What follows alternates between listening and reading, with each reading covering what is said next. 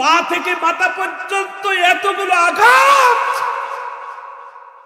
তিনি আজকে ঢাকার জমিনে ওলামায়ে কেরামদের উদ্দেশ্যে একটা বক্তব্য দিয়েছেন যে কাচের বোতলের ভিতরে পানি আর বালু ঢুকাইয়া তার গোটা শরীরটার মধ্যে আঘাত করেছে, প্লাস্টিকের পাইপ দিয়ে তার 35 একজন আলেমের শরীরে আঘাত করেছে। তিনি বলেছেন আমার দাঁড়াবার ক্ষমতা আমার নাই, আমার বয়স প্রায় 60 বছরের উপর, আমাকে এত শরীরের মধ্যে আঘাত করেছেন, আমার মাথার চোখের মধ্যে রুমাল বেঁধে আমি শুধু বলছিলাম আমার অপরাধ কি, আমি কি অপরাধ করেছি যে আমাকে মারো তোমরা। হ্যাঁ ভাইরা, এই কেরানীগঞ্জের ভাইরা, তোমরা মনে রাখো মুহিবুল্লাহ মাদানীকে একাই মারে নাই, এই ভারতের এই দালাল ইস্কনের এই উগ্রপন্থীরা বাংলাদেশের মুসলমানদের উপর হাত তুলে। আরো জোরে বলুন ঠিক কিনা? একজন ইমাম একজন খতিবের শরীরে হাত উঠায় নাই, বাংলাদেশের প্রত্যেকটা খতিবকে তারা তারঘাত করেছেন। জোরে বলুন ঠিক কিনা? দুঃখ কাকে বলবো, কোথায় বলবো, কার কাছে বলবো বলেন, কার কাছে বলবো? আজকে এই মাদ্রাসা পড়ুয়া ছাত্রীকে ভারতের এই বাংলাদেশের উগ্রপন্থী ইস্কনের হিন্দুপন্থীরা তারা 3 দিন ধরে মাদ্রাসার এক ছাত্রীকে তারা ধর্ষণ করেছে। এই বিচার কাক দেবে বলেন? আজকে যদি কোনো হিন্দু ধর্মের মানুষের সাথে এরকম ব্যবহার হতো তাহলে আজকে বাংলাদেশের সাংবাদিক সহ বাংলাদেশের যারা সুশীল সমাজ তারা সবাই ফুসকে উঠত। আপনারা বলেন ঠিক না? কিন্তু আজকে তো আমাদের আজকে মসজিদের ইমাম গুম হয়েছে, আজকে কোনো সুশীল সমাজের মুখ ব্যথা নাই, আজকে মুখও খোলে না, শুধুমাত্র ওলামায়ে কেরাম কথা বলে। কথা কোন ঠিক না? মনে রাখবেন দালালি জিনিসটা এমন একটা জিনিস, দালালি করবেন সারা জীবন, আপনিও নির্যাতিত হবেন। দালাল করে কতদিন টিকবেন বলে? দাঁড়ান, নিজের পায়ে দাঁড়ান, নিজে দাঁড়াইতে শেখেন। নিজের দেশ, আমাদের স্বাধীন দেশ, আমাদের নিজের এই স্বাধীন দেশের আমরা নিজের মতো করে গর্ব, অন্য কোন দেশের কথা নিয়ে রাষ্ট্র পরিচালনা করতে দেওয়া হবে না, হবে না, হবে না। মুহিবুল্লাহ মাদানী সাহেব চোখের পানি ছেড়ে দিয়ে জনগণের সামনে তিনি ফেলিয়ে চোখের পানি ফেলে ফেলে কাঁদতেছেন আর বলতেছেন আমাকে এত দুর্ব্যবহার করেছে এই ছেলেগুলো, আমার পা থেকে মাথা পর্যন্ত আমাকে শরীরের মধ্যে আঘাত করেছে। শুধু আঘাত নয় বাবা, নিজের মুখের দাড়িগুলো পর্যন্ত শেষে দিয়েছে, অনেক দাড়ি টেনে টেনে ছিঁড়ে ফেলাইছে। জ্যান্ত একজন আলেমের মুখ থেকে ধরে ধরে টান দাড়িগুলো টেনে টেনে ছিঁড়ে ফেলাইছে। ভাইজান আমার, বন্ধুগান আমার, একজন বয়োবৃষ্ট আলেমের শরীর থেকে সমস্ত কাপড়গুলো খুলে খুলে উলঙ্গ করে তাকে কত রকমের বেইজ্জত করেছে, এটার নমুনা তার মুখ থেকে অনেক কথা বলে নাই। ভাইজান আমার, বন্ধুগান আমার, আজকে একজন আলেমের মুখ থেকে এমন কথা শোনার পর মুসলমান কেমনে ঘুমায়, মুসলমান কেমনে চুপ থাকে? যারা এমন কথা শোনার পর মুসলমান চুপ থাকে, আমার মনে হয় মুসলমান হিসেবে তার কোনো কেউ গলজব আছে। এক মুসলমান আর এক মুসলমানের ভাই, এক মুসলমান বিপদে পড়লে আর এক মুসলমান তার বিপদের পাশে দাঁড়াবে, এটাই হলো মুসলমানের কাজ। আল্লাহ তাআলার অশেষ মেহেরবানি, কোরআনের ইজ্জতে, কোরআনের খাতিরে আল্লাহ তাআলা আমাদেরকে সুস্থতার নিয়ামত দান করছেন। আপনারাও সুস্থতা আছেন, সুস্থতা আছেন বলেই তুই কোরআনের মাহফিলে আসছেন, তাই না? তো সুস্থতার নিয়ামতের শুকর করেন আলহামদুলিল্লাহ। রাসূল করিম সাল্লাল্লাহু আলাইহি ওয়াসাল্লাম বলেন সুস্থতার মাপ, সুস্থতার কত বড় নিয়ামত, এটা যদি কেউ বুঝতে চায় তাহলে সে যেন হসপিটালে গিয়ে রোগীর সাথে দেখা করে। রোগীর কাছে দেখা করলে বোঝা যাবে যে কত সুস্থতা কত বড় নিয়ামত। সুবহানাল্লাহ বলেন। আজকে হসপিটালের বেডশিটে যারা শুয়ে আছে তারা কি এমনি আনন্দে শুয়ে আছে? এটা কি শ্বশুর বাড়ি যেখানে শুয়ে থাকলে টাকা পাবে? তবে বিদেশের হসপিটালগুলোতে আলাদা। আমরা যখন সৌদি আরবে যাই, বিভিন্ন রাষ্ট্রগুলোতে যাই, সৌদি আরবের বিশেষ করে হাজিরা যদি কোনোদিন অসুস্থ হয় তো সৌদি কিং আব্দুল আজিজ হসপিটালে যদি কেউ একবার হাজিরা গিয়ে যদি হজ করতে গিয়ে যদি একবার অসুস্থ হয় তো ওর যে সম্মান মনে হয় শ্বশুর বাড়ির একেবারে যতটা জামাই আদর তার থেকে বেশি আদর একজন রোগীর। আলহামদুলিল্লাহ বলেন। এত রুগীকে সেবা করে। আমি কয়েকবার এই হসপিটালে আল্লাহ আমাকে যাওয়ার তৌফিক দিয়েছে, রুগী হিসেবে না, রুগীর সেবক হিসেবে দেখার জন্য। তো রুগী আমি যতবার গেছি ততবার এক ব্যাগ করে আপেল, কমলা, খেজুর নিয়ে আসি হাদিয়া। রুগীর জন্য আমরা নিয়ে যাই আর রুগী আমাদেরকে দেয়। রুগী বলে এত খাবো কেমনে, এই জন্য নিয়ে যান, আপনারাও খান। আমি মনে মনে কই আর 2-4টা রুগী পাইলে তাহলে আপেল কমলা দিয়ে ব্যাগ ভর্তি হয়ে যায়। আলহামদুলিল্লাহ বলে। কিন্তু বাংলাদেশে হসপিটালগুলোতে করুণ অবস্থা। কথা বলে ঠিক কিনা?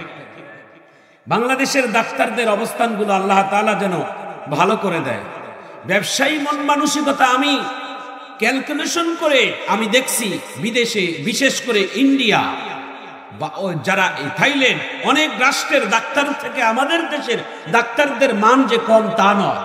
রিসার্চ করে দেখেন ওদের থেকে আমাদের ডাক্তারদের মান ভালো, কিন্তু এদের ব্যবহারগুলোর কারণে আমাদের দেশের রোগীরা অন্য দেশে পাচার হয়ে যায়। কথা বলেন ঠিক না? আমাদের দেশের ডাক্তারগুলোর চিকিৎসা, এই যে আমাদের বাংলাদেশের একজন আমির, জামাত ইসলামের আমির ডক্টর শফিকুর রহমান সাহেব, তার হার্ট ওপেন করলো, তিনি বিদেশের মাটিতে যায় নাই, দেশের মাটিতেই করেছে। 3 দিনের মাথায় রুগীটা দাঁড় হয়ে হাঁটতেছে। এটা বাংলাদেশের প্রমাণাদি যে বাংলাদেশের ডাক্তারেরা চিকিৎসা ক্ষেত্রে এখনো এগিয়ে আছে, কিন্তু এদের ব্যবহারগুলো যদি অন্য রাষ্ট্রের মতো যদি হয়, তাহলে এই দেশের রোগীরা আর ইন্ডিয়ায় যাবে না টাকা ঢালার জন্য, আর মালয়েশিয়ায় যাবে না, সিঙ্গাপুরে যাবে না, সিঙ্গাপুর থেকে ইন্ডিয়া থেকে আমাদের দেশে চিকিৎসা করার জন্য আসবে। কথা বলেন ঠিক কেনা? যেমন আমাদের বাংলাদেশে দেখেন, বাংলাদেশের অনেক মাদ্রাসার শিক্ষা অঙ্গনগুলো দেখেন, আমাদের দেশের জেনারেল পড়ুয়া সন্তানেরা বিদেশের মাটিতে ডিগ্রি অর্জন করার জন্য যায়, কিন্তু অন্যান্য রাষ্ট্র থেকে আমাদের বাংলাদেশে আসে ইসলামিক ডিগ্রি অর্জন করার জন্য। আলহামদুলিল্লাহ বলেন। বাংলাদেশে কোরআনের হাফেজদের মান এত আন্তর্জাতিক পর্যায়ে চলে গেছে, কিতাব পড়ুয়া মান এত আন্তর্জাতিক পর্যায়ে চলে গেছে, আপনারা রিসার্চ করে দেখে দিবেন বাংলাদেশের এই সমস্ত কোরআনের হাফেজদের মান আন্তর্জাতিক মহলে তারা একেবারে গ্রহণযোগ্য একটা। একটু জোরে বলি আলহামদুলিল্লাহ। তো আপনাদের আমাদের এই দেশ আলহামদুলিল্লাহ সোনার দেশ, আমাদের দেশ আল্লাহ আল্লাহ রহমতের দেশ, বারাকার দেশ, যেই দেশে আল্লাহ কখনো কখনো নিচ থেকে গরম পানি দেয়, আবার কখনো ঠান্ডা পানি দেয়, গরমের সময় ঠান্ডা আর ঠান্ডার সময় গরম। এত বড় নিয়ামত আল্লাহ আমাদেরকে দান করছেন, একটু আলহামদুলিল্লাহ বলবেন না? সবাই বলেন আলহামদুলিল্লাহ। তো সুস্থতার এত বড় নিয়ামত দোস্ত, আল্লাহ আপনাকে আমাকে সুস্থতা রাখছে, এই জন্য আরেকবার দিল থেকে আলহামদুলিল্লাহ। নবী মুসা কালিমুল্লাহ আল্লাহ তাআলার কাছে একবার বলছিলেন, আল্লাহ আমি মুসার কাছে যা আছে আপনি রবের কাছে তা নাই। সুবহানাল্লাহ। নবী মুসা আল্লাহকে একবার প্রশ্ন করছিলেন, আল্লাহ আপনি কথা বলার অনুমতি আমারে দেন, আমি কিছু কথা বলি, আপনি একটা অনুমতি দিলে আমি 10 কথা কই।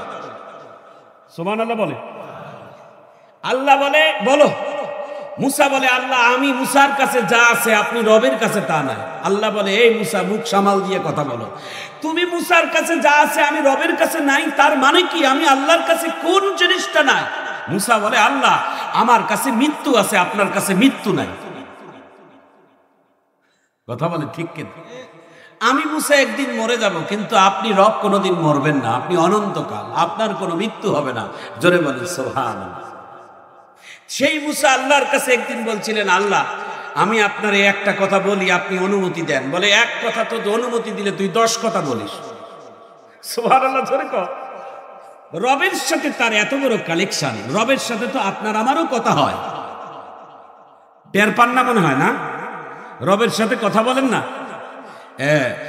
আমি কথাগুলো বলি, আপনারা যদি ভালো লাগে তাহলে একটু হাত তুলে আল্লাহু আকবার বলবেন, একটু পরিবেশটা করে নেই, তাহলে ভালো লাগবে ইনশাআল্লাহ। বলেন, রবের সাথে কথা বলবো এখন। রবের, আমি রবের সাথে কথা বলবো, আমিও বলবো আপনারাও বলবেন। আলহামদুলিল্লাহ বলো। যুব সমাজ, এই যুব সমাজ যারা আছো বাবা, তোমরা একটু হাত তুলে দেখাও তো, যারা যুব সমাজ যাদের বয়স 40 আপ হয় নাই, হাত তুলে দেখাও তো দেখি। 40 যাদের আপ হয় নাই, 40-এর এদিকে, এই দিকের কোঠায়, তারা একটু হাত তুলো বাবা, সোনা বাবা। দিনাজপুরের মানুষ, দিনাজপুর থেকে আসছি তাই না? একটা জোরে সোরে তাকবীরের আওয়াজ দাও তো বাবা। হায় হায় রে, কি রে, আমার দিনাজপুরের যুবকদের একটা আল্লাহু আকবারের আওয়াজ তুলে পথাকে কাপড় ছিঁড়ে যেত। জোরে আল্লাহু আকবার বলে। এটা 40 বছরের এই দিকের যুবকদের আওয়াজ তো মনে হয় না, এটা মনে 60 পার হয়ে গেছে। আচ্ছা 40-এর উপরে যারা আছে একটু আল্লাহু আকবার বলেন তো বাবা। দেখেন বাপের বেটা এরা কয় কথা কর ঠিক কেনা, এর লেখে কয় বাপের বেটা।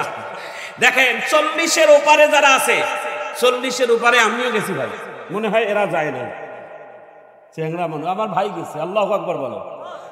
40-এর এপারে অর্থাৎ 40 বছর যাদের হয় নাই, 40 বছরে এপারে আছেন, এবারে হাত তুলে বলেন। একটা প্রতিযোগিতা হয়ে যাক, তারপরে ওয়াজ হবে। দিনাজপুর থেকে এমনি এমনি আসি নাই, কিছু দিয়ে যাব, আর আপনারাও কিছু নিয়েন। আমিন কর। জোরে হাত তুলে আল্লাহু আকবার বলেন। প্রতিযোগিতা হোক 40-এর কোটার এই দিকে। হ্যাঁ আমি বলবো, আপনারা হাত তুলে আল্লাহু আকবার বলবেন। আমি কোরআনের একটা আয়াত পড়ে থামবো, 40-এর কোঠার এই দিকের ভাইয়েরা জোরে হাত তুলে আল্লাহু আকবার বলবেন ইনশাআল্লাহ। বলেন, গলাটা ছেড়ে দেন কন্যা বাবা। বিসমিল্লাহির রহমানির রহিম।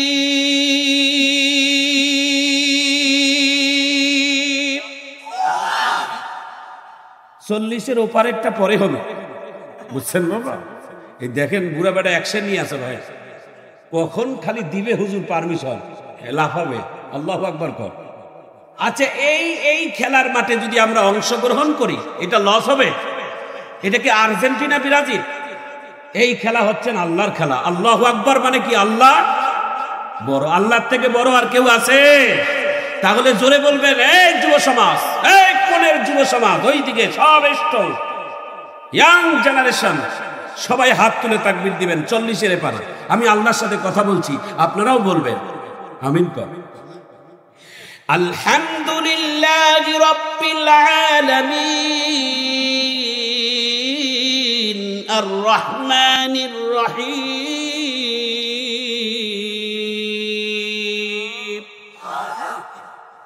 মালিক ইয়াউমিদ্দিন।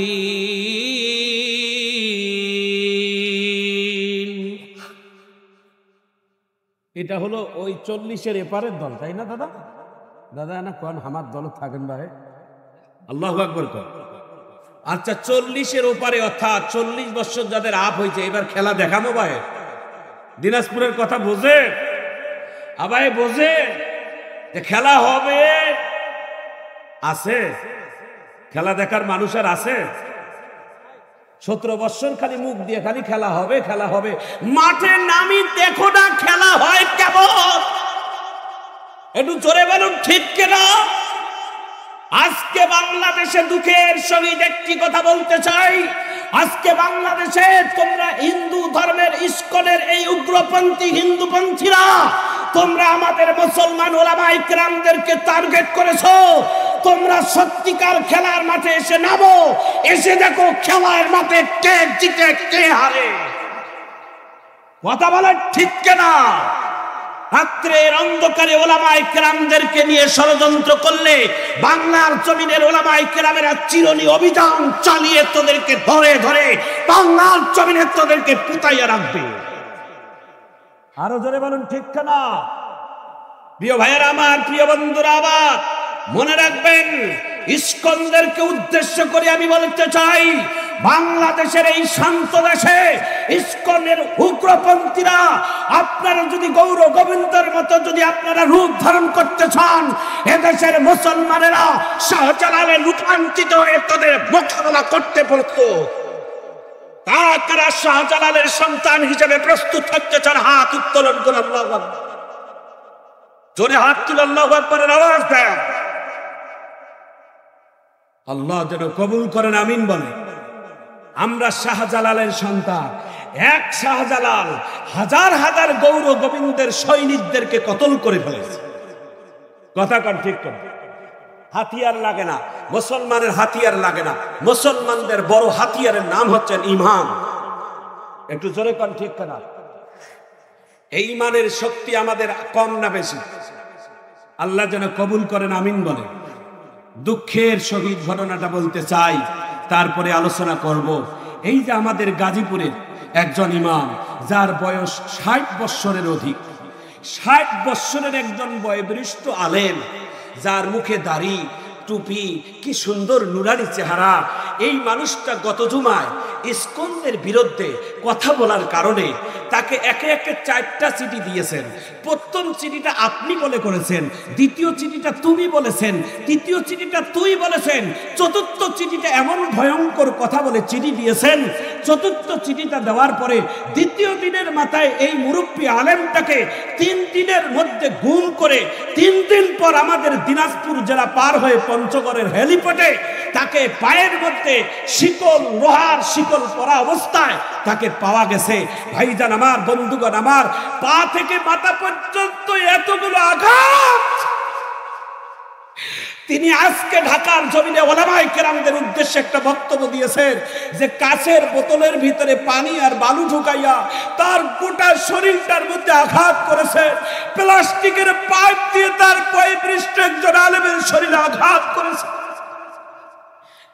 তিনি বলেছেন আমার দাঁড়াবার ক্ষমতা আমার নাই, আমার বয়স প্রায় 60 বৎসরের উপর, আমাকে এত শরীরের মধ্যে আঘাত করেছেন, আমার মাথার চোখের মধ্যে রুমাল বেঁধে আমি শুধু বলছিলাম আমার অপরাধ কি, আমি কি অপরাধ করেছি যে আমাকে মারো তোমরা। হ্যাঁ ভাইরা, এই কেরানীগঞ্জের ভাইরা, তোমরা মনে রাখো মুহিবুল্লাহ মাদানীকে একাই মারে নাই, এই ভারতের এই দালাল ইসকনের এই উগ্রপন্থীরা বাংলাদেশের মুসলমানদের উপর হাত তুলে। আরো জোরে বলুন ঠিক কিনা? একজন ইমাম, একজন খতিবের শরীরে হাত উঠায় নাই, বাংলাদেশের প্রত্যেকটা খতিবকে তারা টার্গেট করেছেন। জোরে বলুন ঠিক কিনা? শুধু খতিব না, মসজিদের কমিটির সভাপতি, সেক্রেটারি, ক্যাশিয়ার যারা, তাদেরকেও পরবর্তীতে টার্গেট করে। আপনাদের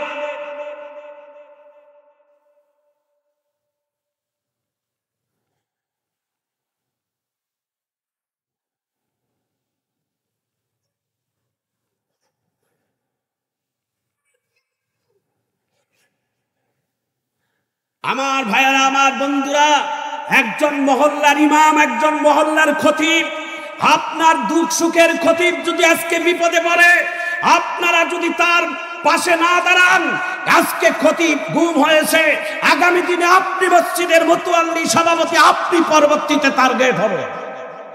আরো জোরে বলুন ঠিক কিনা? এই জন্য সময় এসেছে মুসলমান আমরা সবাই হাতে হাত মিলে আমরা দলবদ্ধ হয়ে এই ভালো বাংলাদেশের ইসকনদের বিরুদ্ধে আমরা সবাই মোকাবেলা করতে চাই। যারা তারা একমত হাত তুলে আল্লাহু আকবার বলুন, হাত উঁচু করে আল্লাহু আকবারের আওয়াজ দেন। এই যুব সমাজ চতুর্দিক থেকে আল্লাহু আকবারের আওয়াজ দেন। নারায়ে তাকবীর, নারায়ে তাকবীর, নারায়ে তাকবীর। ইসলামের দুশমনেরা, ইসলামের দুশমনেরা। দুঃখ কাকে বলবো, কোথায় বলবো, কার কাছে বলবো বলেন? কার কাছে বলবো? আজকে এই মাদ্রাসা পড়ুয়া ছাত্রীকে ভারতের এই বাংলাদেশের উগ্রপন্থী ইসকনের হিন্দুপন্থীরা তারা 3 দিন ধরে মাদ্রাসার এক ছাত্রীকে তারা ধর্ষণ করেছে। এই বিচার কাক দেবে বলেন? আজকে যদি কোনো হিন্দু ধর্মের মানুষের সাথে এরকম ব্যবহার হতো, তাহলে আজকে বাংলাদেশের সাংবাদিক সহ বাংলাদেশের যারা সুশীল সমাজ তারা সবাই ফুসকে উঠত। আপনারা বলেন ঠিক না? কিন্তু আজকে তো আমাদের এসকে মসজিদের ইমাম গুম হয়েছে, আজকে কোনো সুশীল সমাজের মুখ ব্যথা নাই, আজকে মুখও খোলে না, শুধুমাত্র ওলামায়ে কেরাম কথা বলে। কথা কোন ঠিক না? মনে রাখবেন, দালালি জিনিসটা এমন একটা জিনিস, দালালি করবেন সারা জীবন, আপনিও নির্যাতিত হবেন। দালাল করে কতদিন টিকবেন বলেন? দাঁড়ান, নিজের পায়ে দাঁড়ান, নিজে দাঁড়াইতে শেখেন। নিজের দেশ, আমাদের স্বাধীন দেশ, আমাদের নিজের এই স্বাধীন দেশের আমরা নিজের মতো করে গর্ব।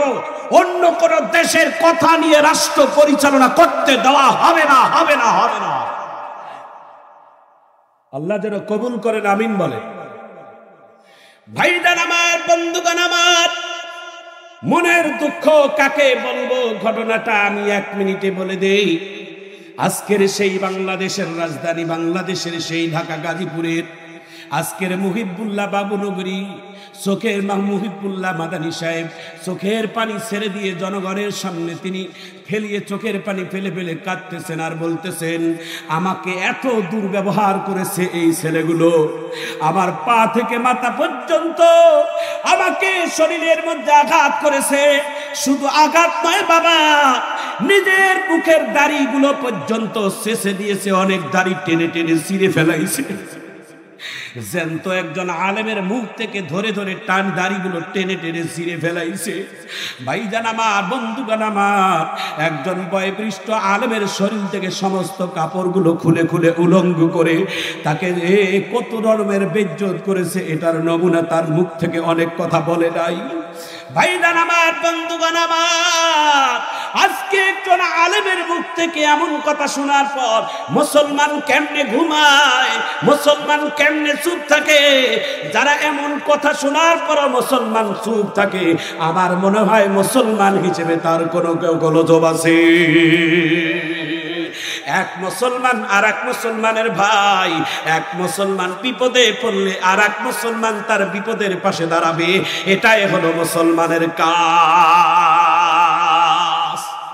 একটু জোরে বলুন ঠিক কিনা? মুসলমানের বিপদে তো মুসলমানে দাঁড়াবে, কারণ তোমার আমার সাথে মুসলমানের সম্পর্ক কি জানেন? শোনার পর আল্লাহু আকবার বলবেন।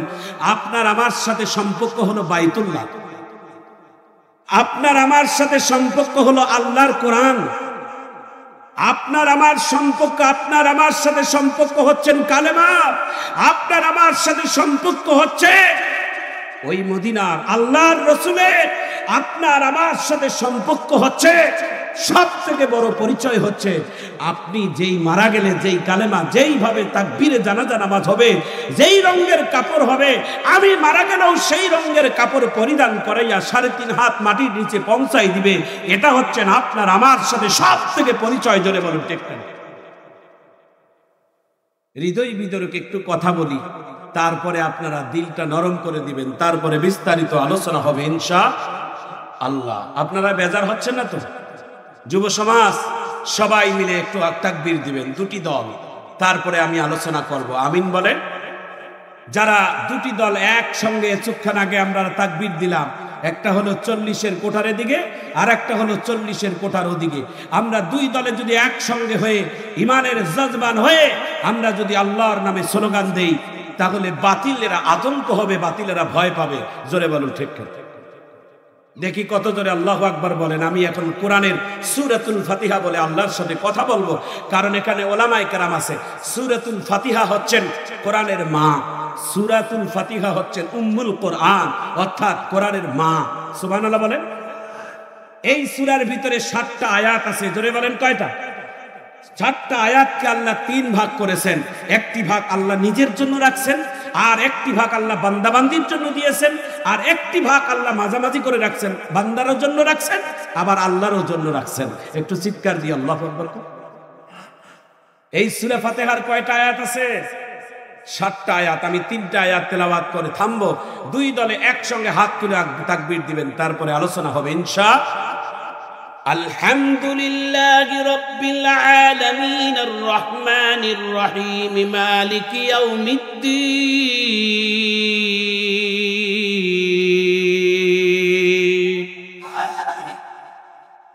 এটা হলো আল্লাহর জন্য, আল্লাহ নিজে রাখছে। আর এটা মাঝখানেরটা পরে ইহদিনাস সিরাতাল মুস্তাকিম সিরাতাল্লাযীনা আন'আমতা আলাইহিম গায়রিল মাগদুবি আলাইহিম ওয়ালাদ-দাল্লিন।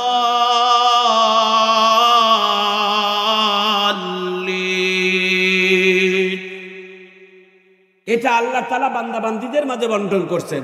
ওদিকে 3 এদিকে 3 হয়ে গেল কত? একটু কথা বলেন কত?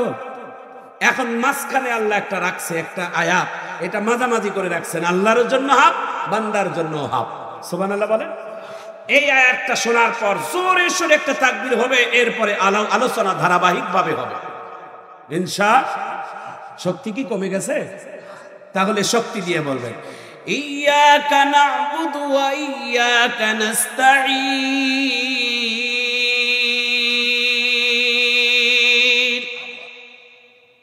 যত্ন করে দিলাম কোরআন, রত্ন করে রাখিও, আল্লাহ বলে যত্ন করে দিলাম কোরআন, রত্ন করে রাখিও, আমার কথা মনে পড়লে বান্দা কোরআন খুলে দেখিও।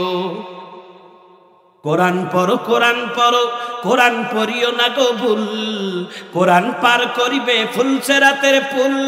আল্লাহর কোরআন যত বড়, জীবন তত বড় নয়, কোরআন নিয়ে হাজার বছর বাঁচতে বড় ইচ্ছে হয়। নারায়ে তাকবীর।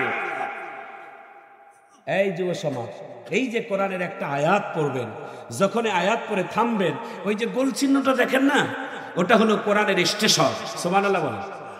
কোরআনের স্টেশন হচ্ছে সূরাতুল ফাতিহা থেকে নাস পর্যন্ত কতগুলো জানেন? ৬৬০০। আল্লাহু আকবার বলেন। এই ৬৬৬৬টা স্টেশনে যখন থামবেন, তখনই আমার আল্লাহর পাল্টা জবাব আসে।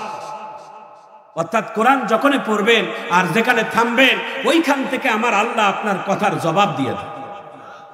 তাহলে আপনি কোরআন পড়লেন তো আল্লাহর সাথে কথা বললেন, নামাজ পড়লেন তো আল্লাহর সাথে দেখা করলেন। আসসালাতু মিরাজুল মুমিনিন, নামাজে গেলেন কি সিজদায় গেলেন কি আল্লাহর সাথে দেখা হবে। আল্লাহর সাথে দেখা করে আসছেন মাহফিলে। এ ভাই, এই কোরআনের মাহফিলে আসার আগে আল্লাহর সাথে সাক্ষাৎ দিয়েছেন? আল্লাহর সাথে সাক্ষাৎ দেওয়ার সময় হলো 5টা। জোরে বলেন কয়টা? একটু জোরে বলেন কয়টা? 5 বার সময় আল্লাহর সাথে দেখা দেওয়ার। 1 নম্বর ফজর, 2 নম্বর জোহর, 3 নম্বর আসর, 4 নম্বর মাগরিব, 5 নম্বর ঈশা। আল্লাহর আবার কোড নাম্বার আছে, মাঝে মাঝে টিপলে আল্লাহর সাথে কথা বলা যায়। আল্লাহর কোড নাম্বার হলো 5টা। 1 নম্বর হলো 2, 2 নম্বর হলো 444, 3 নম্বর হলো 3, 4র্থ নম্বর হলো 4। এটা হচ্ছে আল্লাহকে পাবার একটা কোড নাম্বার। নিয়ে টিপবেন, আল্লাহর সাথে সাক্ষাৎ এবং কথা হবে। রাসূল বলে, আল্লাহ পৃথিবীর জমিনে কোন নবীকে এত সম্মান আপনি, এত মাকাম, এত সম্মান আপনি দেন নাই, যা দিয়েছেন আমাকে। মেরাজের মতো এত বড় নেয়ামত পেয়ে আমি খুশি হয়ে যাব, তবে মনের ভিতরে একটা দুঃখ আমার আছে। বলে কি দুঃখ? আল্লাহ রাসূল ডাক দিয়া বলে, আল্লাহ আমি একাই শুধু আপনার সাথে সাক্ষাৎ করলাম, আমার উম্মতেরা তো সাক্ষাৎ পাইল না। এটাই হচ্ছে আমি নবীর মনের দুঃখ। আমার আল্লাহ ডাক দিয়ে বলেন, হাবিব আপনার সাথে দেখা করেছি একবার, আর আপনার উম্মতের সাথে দেখা করব আমি আল্লাহ 5 বার। قال النبي صلى الله عليه وعلى آله وأصحابه وبارك عليه وسلم الصلاة ميراج المؤمنين। আপনার উম্মতেরা, মুমিন উম্মতেরা উযু করে নামাজের মধ্যে যায়, যখন সিজদায় পড়ে যাইয়া যখন বলবে সুবহান রাব্বিয়াল আলা, আমি আকাশের মালিক, তখন আমি আমার বান্দার সিজদার সামনে যাইয়া দেখা করে দেব। আগামীকাল থেকে যুব সমাজ ফজরের নামাজ পড়বো ইনশাআল্লাহ। বলে আরো জোরে বলেন ইনশাআল্লাহ। নামাজ কার জন্য? আল্লাহর জন্য না নিজের জন্য?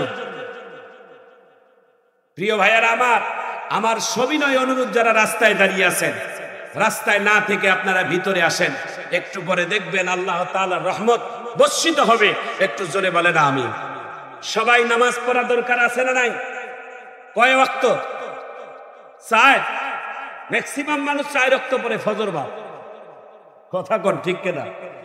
আবার অনেক মানুষ আছে শুধু 1 ওয়াক্ত পড়ে, তাও আবার সপ্তাহে একবার, ওটার নাম কি? আবার অনেক মুসলমান এখানে আছে বছরে 2 বার নামাজ পড়ে, ওটা হচ্ছে 2টা নামাজ, হচ্ছে একটা হলো ঈদুল ফিতরের নামাজ আর একটা হলো ঈদুল আজহার নামাজ।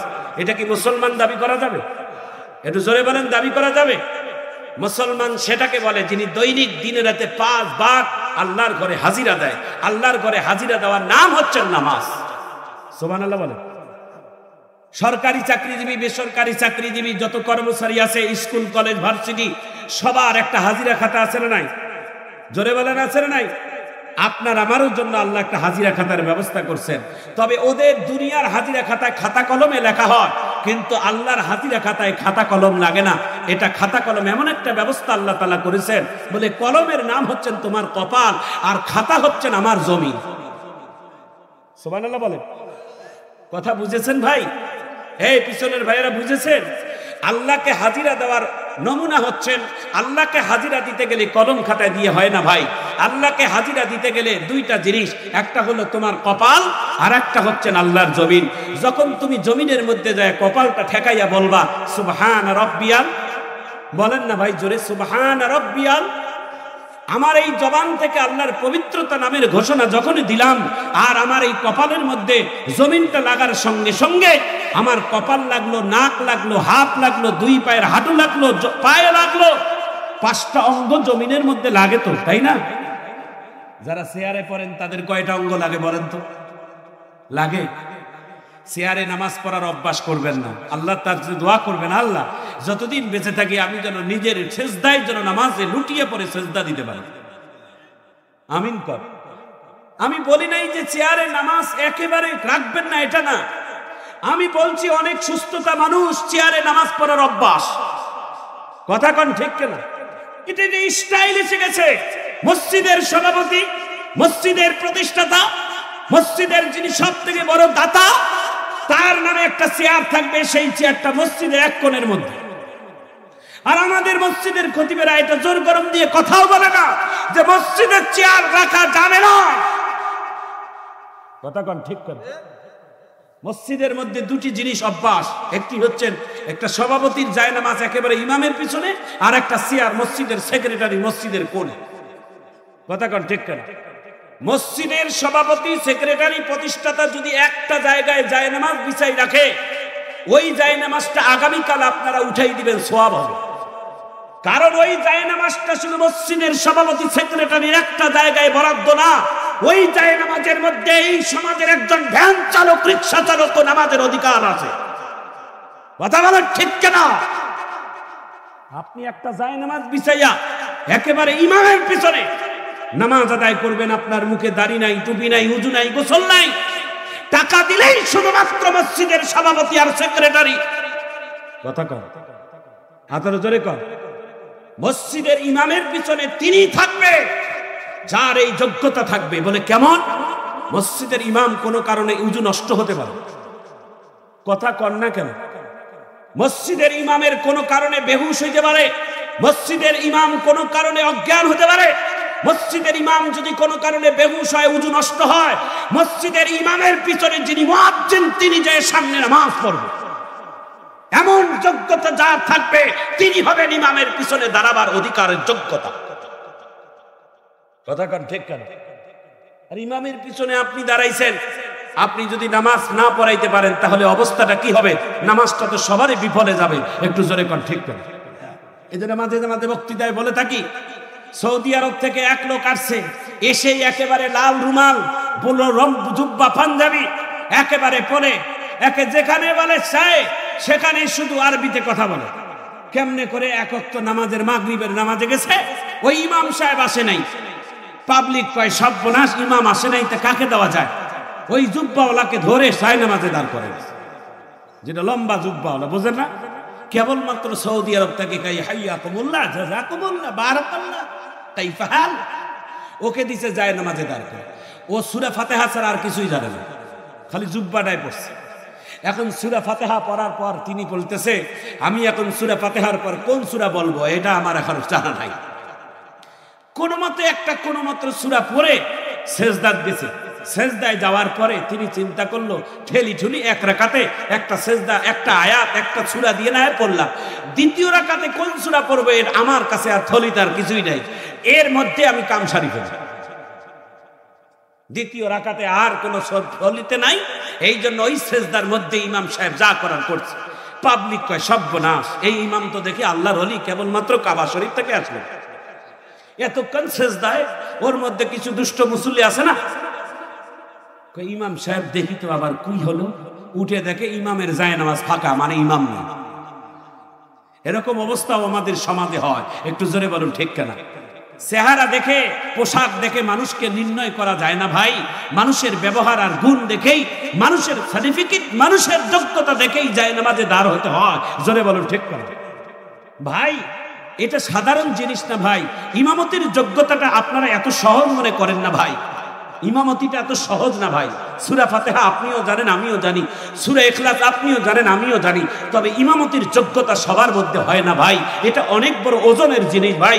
1 লক্ষ মানুষের নামাজের জিম্মাদার হয়ে আপনি দাঁড়াইলেন, আপনার কতটুকু ইমানের শক্তি যজমান থাকলে আপনাকে ইমাম হতে হবে ভেবে চিন্তে দেখেই আপনার ইমামতির যোগ্যতা দাঁড়ানোর দরকার।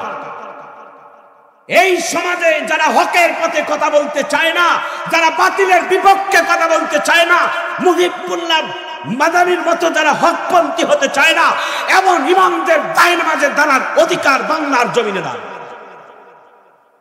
খালি দাড়ি টুপি দেখলেই আর মুফতির সার্টিফিকেট দেখলেই ইমামতির যোগ্যতায় বসাই দিবেন এমনটাও না। কথা কন ঠিক কেন?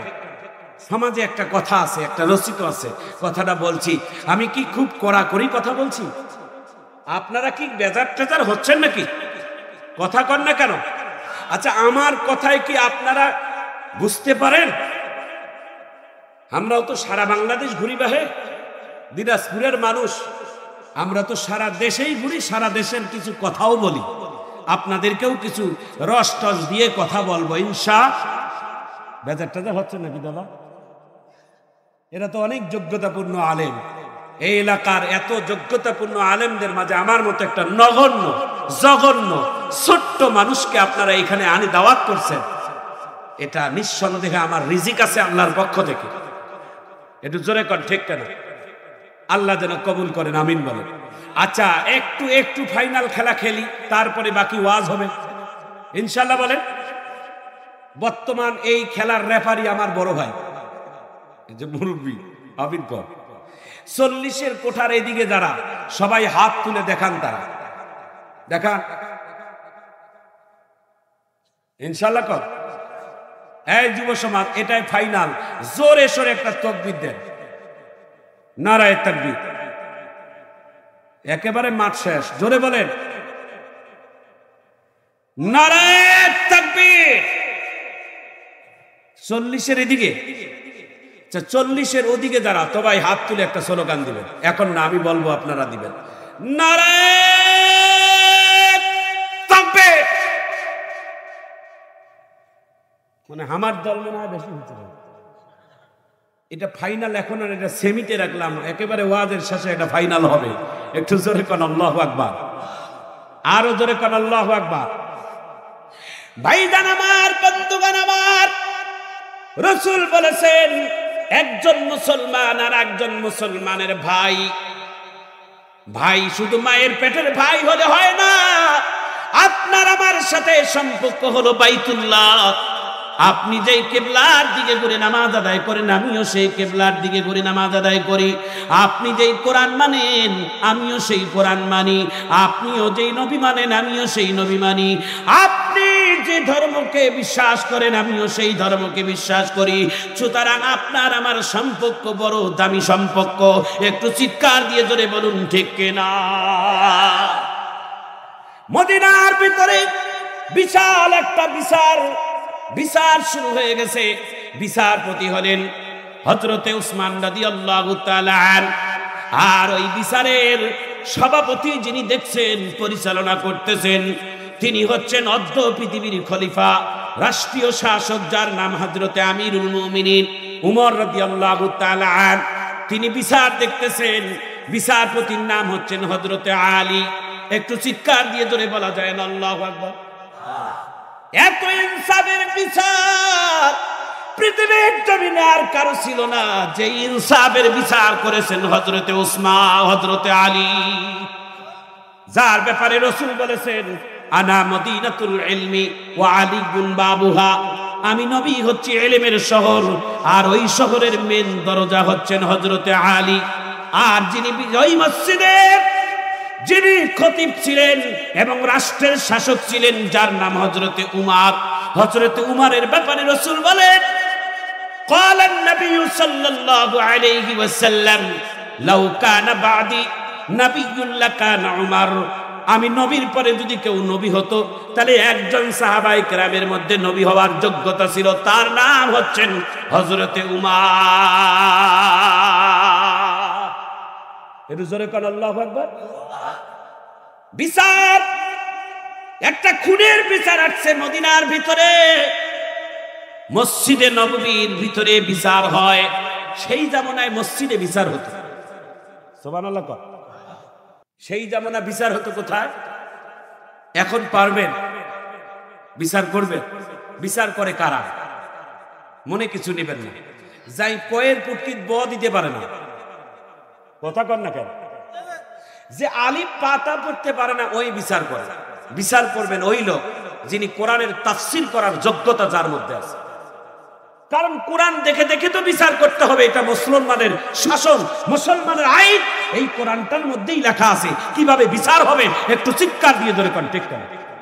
সবাই বুকে হাত দিয়ে একটা সঠিক কথা বলেন তো। এই কথা যদি এখন বলেন কারো ক্ষতি হবে না, কারণ বাংলাদেশে এখন কোনো দলীয় সরকার নাই, কথা কোন ঠিক কেন? এখন শুধু মন খুলে কথা বলা। আচ্ছা সবাই বুকে হাত দিয়ে বলেন, বাংলাদেশে স্বাধীন হওয়ার পর আজ পর্যন্ত কোরআন দিয়ে এই দেশে বিচার হয়েছে? ভালো লাগলো না কথা? সত্যিকার বলেন, বাংলাদেশ স্বাধীন হওয়ার পর আজ পর্যন্ত বাংলাদেশের একটাও কোরআনের শাসন আইন দিয়ে বিচার হয়েছে? যদি বিচার হতো তাহলে বিচারপতিরাই আগে ধরা পড়ত, কথা কন ঠিক? এশিয়ার ইতিহাসে, শুধু বাংলাদেশ না, এশিয়া উপমহাদেশের ইতিহাসে বাংলাদেশের রেকর্ড ব্রেক যে 15 জন বাংলাদেশের চাকরি থাকা অবস্থায় বড় বড় সেনা সদস্যদেরকে তাদেরকে আইনের কাঠগড়ায় দাঁড় করিয়া বিচার করেছে এই 70-80 বছরের একজন বৃদ্ধা মানুষ। কয়েকজন নাবালক ছেলে দিয়ে একটা গঠিত করেছেন উপদেষ্টা, তার নাম ডক্টর ইউনূস। মারহাবা কর। আস্তে আস্তে একটা খবর পাইলাম, শুনি মারহাবা কবেন।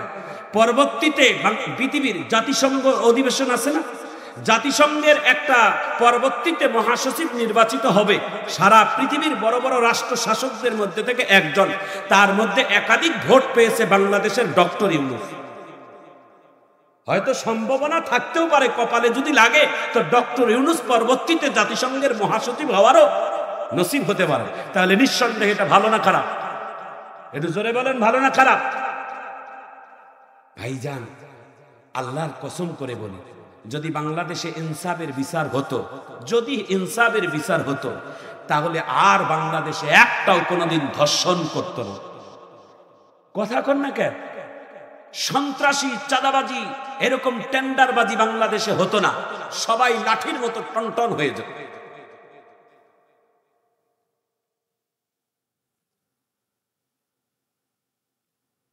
হ্যাঁ, কথাটা বলে দেই, বেজান নাকি? কষ্ট হচ্ছে? ভাইজান আমার, বন্ধুগণ আমার, আমিরুল মুমিনিন হযরত উমর রাদিয়াল্লাহু তাআলা তৎকালীন সময়ে তিনি ছিলেন মসজিদে নববীর খতিব, আর ওই দেশের প্রধান বিচারপতির নাম হযরত আলী। দুইজনে বড় দামি সাহাবী। বিচার আছে মদিনার ভিতরে, একটা খুনের বিচার। খুন করেছে, খুনের আসামি নিজেই এসে আদালতের মধ্যে সারেন্ডার হয়েছে। আসামি বিচারপতি ডাক দিয়ে বলে, আসামি আপনি কি খুন করেছেন? বলে হ্যাঁ। এবার আসামির মৃত্যুদণ্ডের রায় দিয়ে দিল, সঙ্গে মৃত্যুদণ্ডের রায় দিয়ে দিলেন প্রধান বিচারপতি। আসামির গলার মধ্যে রশি লাগবে জুমার নামাজের পর। দিলটা নরম করে দিবেন বাবা, 2-4 মিনিট আর সময় আছে আমার। বিচারপতি আদেশ করলেন, আসামির গলায় রশি লাগিয়ে দাও। আসামির গলায় রশি লাগার আগে আসামিকে ডাক দিয়ে বলে, তোমার জীবনের কোনো চাওয়া পাওয়া আছে নাকি? যেহেতু 2-3 মিনিট সময় তোমার হাতে আছে, তোমার কোনো চাওয়া পাওয়া থাকলে তুমি বলে দিতে পারো, আমরা শর্ত অনুযায়ী চেষ্টা করব তোমাকে দেওয়ার। আসামি চোখের পানি টলমাল করে ডাক দিয়ে বলে, মহামান্য বিচারপতি, মহামান্য বিচারক, আমার চাওয়া পাওয়া আছে, তবে মনে হয় না আমার চাওয়া পাওয়া এই জন্মে পূরণ হবে। বলে কেন? বলে আমি যেই জায়গায় আমার ফাঁসি হবে এই জায়গা থেকে প্রায় 300 থেকে 350 কিলোমিটার দূরে আমার বাসস্থান, আমার বাড়ি।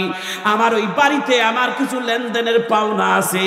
আল্লাহ রাসূল বলেন, কোন মানুষ যদি গুনাহ করেও যদি কবরে যায় আল্লাহ ক্ষমা করতে পারে, কিন্তু মানুষের হক যদি কেউ নষ্ট করে কবরে যায়, ওই হকদারের হক হকুল্লাহ যারা মাফ করবে না, তাদের গুনাহ আল্লাহ তাআলা ক্ষমা করবে না। ও বিচারপতি, আমার কিছু লেনদেন আছে, এই লেনদেনটা যদি পরিশোধ করার সময় দিতেন তাহলে আমি হাসি মুখে গলার মধ্যে আমি রশি লাগাইয়া মরতাম, আমার ফাঁসি হতো, আমার কোনো দুঃখ থাকতো না। একটু চিৎকার দিয়ে জোরে বলা যায় না আল্লাহু আকবার। আমাদের প্রধান বক্তা এসেই গেছেন, আমাদের যুবকদের আইডল। মারহাবা কর। হ্যাঁ আচ্ছা থামেন, আমি দেই জোরে সোরে একটা তাকবীর দেন তো দেখি প্রধান বক্তার জন্য। নারায়ে তাকবীর। এত আস্তে জোরে বলেন, নারায়ে তাকবীর। প্রধান বক্তার আগমন। এক মিনিট ভাই, একটা মিনিট, আমার ভাই তো, তাও আমার ছোট ভাই লাগে। বাংলাদেশে এরাই তো আমাদের গর্ব, তাই না? আল্লাহ একটার পর একটা ধাপ করে তৈরি করতেছেন, আমিন কর। আমাদের আকাবিরেরা চলে গেছে, তাদের রুহানি সন্তানেরা এখন দাঁড়িয়ে গেছে, ওরা চলে গেছে, তারপর তারা হবে। এভাবে আল্লাহ তাআলা ইসলামের ঝান্ডা, ইসলামের পতাকা এবং বজ্রকণ্ঠে বলার তৈরি করা আল্লাহর বাংলার জমিনে তৈরি হয়ে যাবে। জোরে বলো ঠিক কিনা? এরাই তো আগামী দিনের আমাদের সম্পদ। এদেশের ওলামায়ে কেরাম হচ্ছেন এদেশের বড় দাবি সম্পদ, আমিন কর। প্রিয় ভাইয়েরা আমার, বন্ধুরা আমার, আসামি ডাক দিয়ে বলে, আমার 350 কিলোমিটার দূরে আমার বাড়ি, আমারে যদি সময় দিতেন তাহলে আমি ঋণ পরিশোধ করে আসতাম। বিচারপতি ডাক দিয়ে বলে, বিশ্লেষণ করে আমিরুল মুমিনের সাথে মশারা করে বলে, এটা ঠকবাজি কথা হতে পারে। 350 কিলোমিটার দূরের আসামিকে যদি একবার ছাড় দেওয়া হয়, ফিরে নাও আসতে পারে, খুনের আসামি ছাড় পেয়ে যাবে। না না, এইভাবে তো আসামিকে ছাড় দেওয়া যায় না, একটা সুবিধা আছে। আসামিকে ডাক দিয়ে বলে, এই মদিনার ভিতরে যদি আপনার কোনো সম্পর্কের আত্মীয় থাকে তাহলে বলেন, উনি যদি আপনার জিম্মাদার হয় তো ওই জিম্মাদার রেখে আপনাকে ঋণ পরিশোধ করার সময় দেওয়া যাবে। আসামি ডাক দিয়ে বলে, মদিনার ভিতরে আমি নতুন মানুষ, এই মদিনায় আমি কোনোদিন আসি নাই, আজকে প্রথম আমার আশা, সুতরাং আমার দায়িত্ব কেউ নিবে না, আমাকে মেরেই ফেলেন, আমার ঋণ আমি নিয়েই কবরে যাই। আল্লাহর নবীর সাহাবী হযরতে আলী রাদিয়াল্লাহু তাআলা আনহু, হযরতে উমর দুইজনে মশারা করে আসামিকে যখন আবার গলার মধ্যে রশি লাগাইয়া ফাঁসির অনুমতি দেয়, সাহাবায়ে কেরামের মধ্য থেকে একজন সাহাবী হাত উত্তোলন করে ডাক দিয়ে বলে, আমিরুল মুমিনিন, যেই মানুষটা 350 কিলোমিটার দূর থেকে আসার পরে ঋণ পরিশোধ করার তার মনের স্বপ্ন সাধনা আছে, আমার মনে হয় তিনি একজন ইমানদার মানুষ। আপনার সাথে ওই লোকের সাথে আমার কোনো আত্মীয় নাই, বন্ধন নাই, তবে উনি মুসলমান, আমিও মুসলমান, উনিও কালেমা পড়েছে, আমিও কালেমা পড়েছি, উনি যেই নবীর হাত ধরে কালেমা পড়েছে আমিও সেই নবীর হাত ধরে কালেমা পড়েছি, আমি মুসলমানের জন্য আমি জিম্মাদার হলাম, আমার ভাইকে ছেড়ে দেন, উনি যদি না আসে আমাকে গলার মধ্যে রশি দিয়ে মারিয়ে ফেলে, আমি ভাইয়ের জিম্মাদার হয়ে গেলাম। একটু চিৎকার দিয়ে জোরে কোন আল্লাহু আকবার। মদিনার ভিতরে অবাক হয়ে গেল, একটা খুনের আসামির জিম্মাদার আপনি হলেন, তাও আবার দামি একদম সাহাবী, নাম তার হযরতে আবু যর গিফারি রাদিয়াল্লাহু তাআলা আন। একটু চিৎকার দিয়ে আল্লাহু আকবার। আপনি জিম্মাদার? হ্যাঁ দেন ছেলে। আসামি চলে গেছে বাড়িতে, যে ঋণ পরিশোধ করে বাবা মা আত্মীয় স্বজন সবার কাছ থেকে বিদায় নিয়ে চলে আসতেছে। আগামী জুমার দিন তার ফাঁসি হবে, আগামী জুমার নামাজের আগেই মসজিদে নববীতে হাজির হবে। আর আবু যর গিফারিকে বলে দেওয়া হয়েছে, ওই আসামি যদি জুমার নামাজের পরে যদি হাজির না হয় তাহলে আপনিও রেডি হয়ে আসেন, আপনাকে তার পরিবর্তে ফাঁসির দড়িতে ঝুলতে হবে। সুবহানাল্লাহ। কি বড় কঠিন পরীক্ষা বলেন। হযরতে আবু যর গিফারি রেডি হয়ে উনিও আসছেন, এসে জুমার নামাজের ইমাম ছিলেন, খতিব ছিলেন তৎকালীন সময় রাষ্ট্র শাসক হযরতে উমর রাদিয়াল্লাহু তাআলা। নামাজের পরে হযরত উমর বললেন, আসামি হাজির? না। আসামির জিম্মাদার হাজির? আবু যর গিফারি হাত তুলে বলে, আমিরুল মুমিনিন হাজির। আল্লাহু আকবার বলেন। আসামি তো আসলো না, আপনি রেডি হন, মঞ্চে যান, আপনাকেই রশিতে ঝুলতে হবে। আমি প্রস্তুত। একজন মুসলমান ভাইয়ের জিম্মাদার হয়ে আমি একজন মুসলমানের জন্য যদি মরে যাই, এটা আমার খুশনসিব। একটু সুবহানাল্লাহ কর। আসামি ডাক দিয়ে বলে, আমি একেবারে প্রস্তুত। আসামির গলায় রশি। দেখেন সাহাবায়ে কেরামদের মধ্যে কান্না রোল পড়ে গেছে। বিচারক সভাপতি তারাও মন খারাপ। যেমন তেমন সাহাবীর একটা রশি জ্বলবে না। জলিল কদর সাহাবীর মধ্যে একজন অন্যতম সাহাবী আবু যর গিফারি, যিনি নবীর একজন খাদেম ছিলেন, নবীর একজন কাছের সাহাবী ছিলেন। আজকে একটা বিনা অপরাধেও করার পর একটা জিম্মাদারের কারণে তিনি কাজকে ফাঁসির দড়িতে ঝুলবেন। এমন সময় হযরতে উমর, উসমান, আলী যখন আইন চালু করে দিল রশি টান দিবে, মদিনার পূর্ব দিক থেকে ওই অরিজিনাল আসামি দৌড় দিয়ে হাজির হয়ে গেছে। আসামি ডাক দিয়ে বলে, ভাই সময় মতো আসতে পারি নাই, 2-3 মিনিট যদি দেরি করতাম তাহলে এতক্ষণ আপনি ঝুলতেন এই ফাঁসির রশিতে। প্রথমে আমার ভাই আপনি আমাকে মাফ করে দেন। মদিনার ভিতরে যদি আপনি আমার জিম্মাদার না হতেন, আমি ঋণ পরিশোধ না করে আমাকে কবরে যাওয়া লাগতো। আমি 350 কিলোমিটার দূর থেকে ঋণ পরিশোধ করে আপনার ওসিলায় আবার আমি আসলাম। এখন আমি আপনার ঋণ পরিশোধ করতে আর পারবো না ভাই। দুই ভাইয়ের মোলাকাত শেষে হযরতে উসমান, হযরতে আলী, হযরতে আবু বকর রাদিয়াল্লাহু তাআলা আন আদেশ ক্রমে যখন আসামির গলায় রশি লাগবে, আল্লাহ তাআলা কোরআনে বলেন, ওয়া মাকারু ওয়া মাকারাল্লাহ ওয়াল্লাহু খায়রুল মাকিরিন।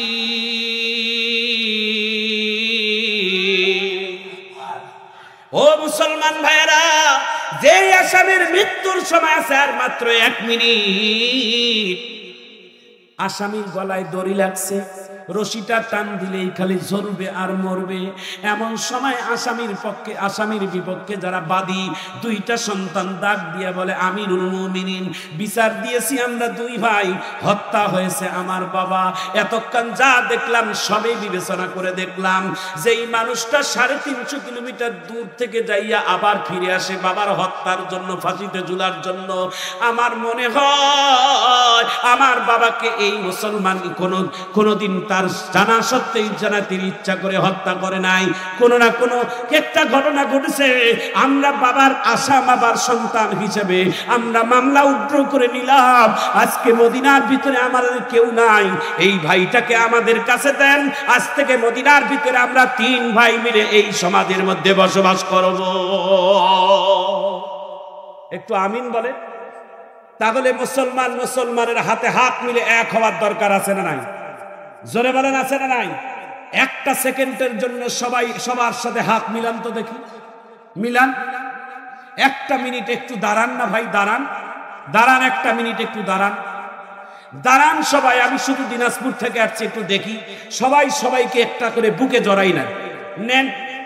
একটা মাহফিলের রেকর্ড আজকে থাক, আমিন কর। একজন আরেকজনকে বুকে জড়াই রাখেন, আমার প্রধান বক্তা দেখুক, আপনারা সবাই দেখেন। নেন, যারা এখনো লাগান নাই নেন, একজন জোড়া লাগান, একজন আরেকজনের সাথে বুকে লাগান। একটু বুকে জড়াই থাকেন না ভাই, মহব্বত ভালোবাসা তৈরি হয়ে যাবে। আজকের এই দৃশ্যটা রচিলা করে আল্লাহ যেন আমাদেরকে মাহফিলে মাফ করে দেয়, আমিন তো। সবাই জোরে বলেন আমিন, আরো জোরে বলেন আমিন।